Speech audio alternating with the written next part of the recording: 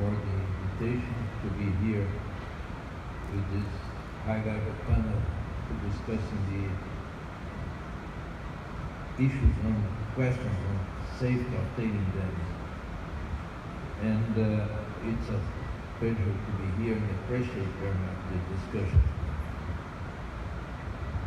First, before I go to my point, I would like to refer to a mention of Professor André Assis that our profession specialized in tailings dams is being in a stage of intense revision of procedures because of the impact of two main failures in the last years. That was Pôde in Canada in 2014 and Fundão from Samark in 2015. Both failures caused big impact on that because at that stage the profession was working with several rules and procedures of good practice that was understood at that time that is okay. Every procedures are recognized, good procedures and so on. But suddenly, two important dams got to fail, and every people asked why. We have discussed today in another section the surprise that the dams that failed give for the engineers. It is very important, this stage that is in a revision of procedures. In several aspects of this revision are still very controversial, and some of the concepts are in the edge of knowledge. Discussions on adequate safety factor and conditions that we may apply on drainage strength analysis or drainage strength analysis is being discussed with not a common sense of adequacy. So this is a good opportunity to make a review of several procedures. The point I have chosen to discuss here is related to risk management and risk management system that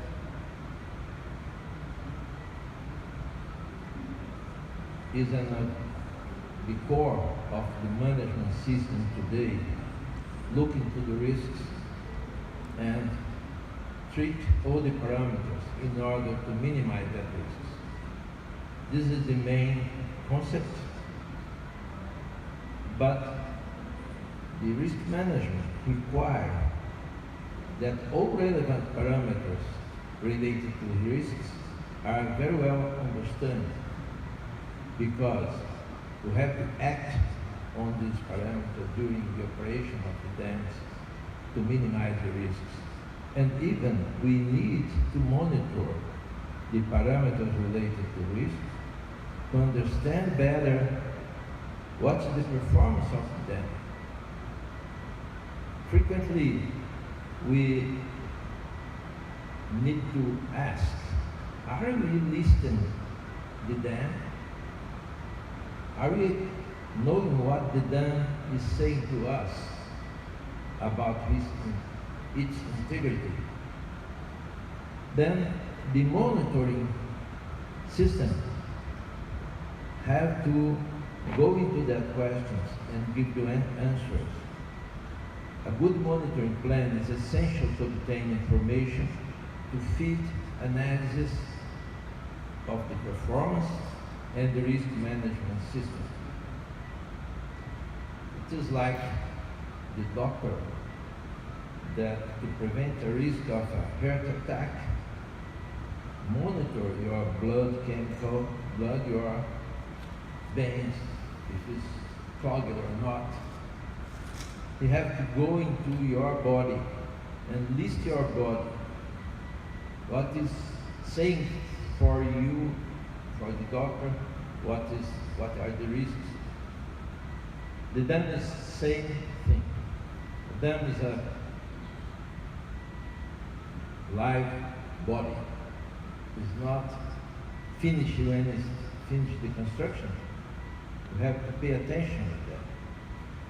So we have to think in terms of the monitoring plan, in terms of a risk approach.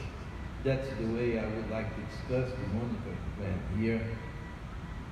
We are working in I-Code Committee on Tailings Dams, starting to write a monitoring bulletin.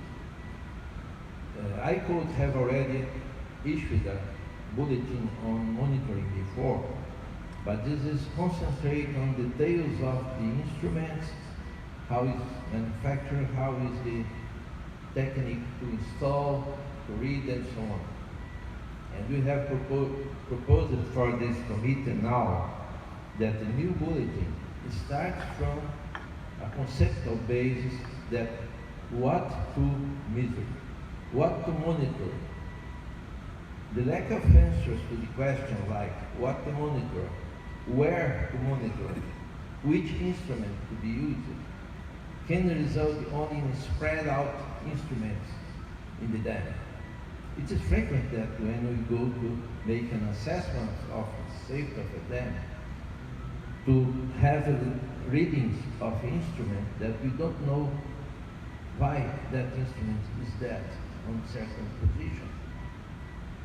We need to give sense of utility for each instrument that we put in the plate.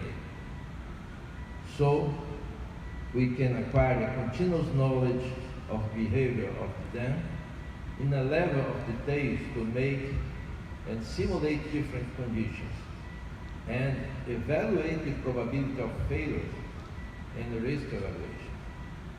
Because we can make probabilistic approach on the analysis based on hypotheses and on parameters, but we have to check in each position we are in relation to the risks situation of the dam. Based on these evaluations, the action plan for safety management can be prepared and the managing the several actions. The gathering of the data of the performance of the dam, so is an essential stage of risk analysis. Based on these needs, the monitoring plan should involve the several activities to be a good plan. The proposal is to make the main steps including first, proceed in risk analysis, characterizing the failure modes, its effects, consequence, and probability of occurrence. If you go through all the failure modes and have a good definition how to measure the properties and the situation that give the risks, we can improve our risk management. Based on a risk analysis, we can find for each failure mode which parameters we have to monitor to know the status of the failure mode in the monitoring control.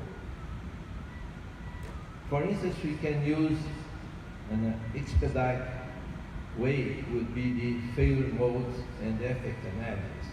We can use probabilistic too, but the failure mode is FMEA is more straightforward and give a good idea of the several failure modes and its risks and consequences. So we can make, for instance, this is a spreadsheet of FMEA. I didn't put this in order that you can read because it's difficult to read this long and large table. It's just to give an idea what the FMEA proceeds in that. The first failure mode is A1. You assume that if you have a weak foundation, that can give a slope failure. A weak foundation can give a slide, and releasing discharge, discharging the water and the tailings to downstream. how to observe that, how to measure that. Then we can indicate that we have to put piezometers there on the weak layer. We have to put inclinometers. We have to put benchmarks and so on. Accordingly, we go through all the possible failure modes. We have to make an effort to cover all the possibilities. The doctor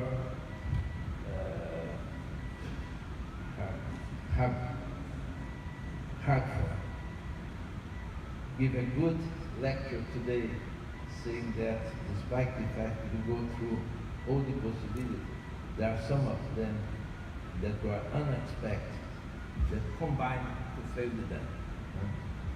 So it's not easy, it's not an easy task to make a good risk analysis. You have to combine failure modes that are unlikely, apparently unlikely to occur, but then can give the reason for a failure in that. If you proceed like that and go into all the possibilities, we at the end achieve a risk matrix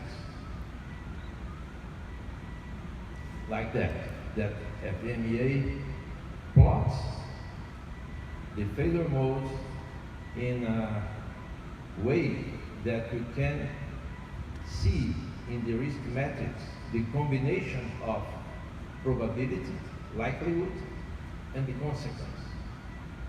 The points that are on the more tends to red are the points that combine more likelihood combined with bad consequence, worst consequence. So this gives also a priority indication of what we should observe first. What you should observe if you have problem of budget, for instance, you leave the blue region and goes to the red area in order that you make it.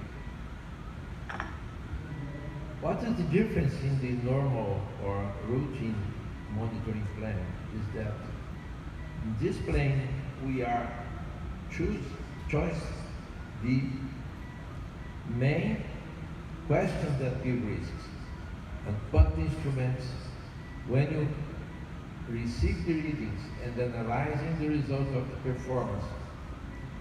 You can relate it to risk analysis and make a better quantification of what is the situation of the risk position.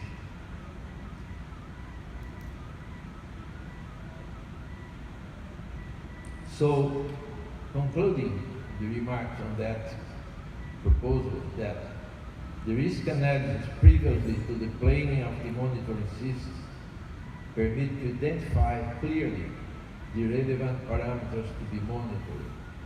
The considerations on the failure modes can give a rational approach to the monitoring and for the managing of the several risks. This makes possible also to establish the priorities to be given for the instrumentation. And the outcomes of the results of the instrumentation plan shall fit the risk assessment of them and the risk management plan. This is the way we propose that the risk analysis can be linked with the monitoring system in order that both can give information together to make a better evaluation of the risks. This is the point I would like to put discussion.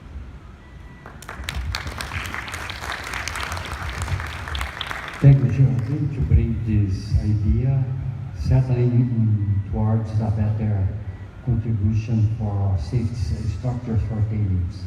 I ask Christine now for your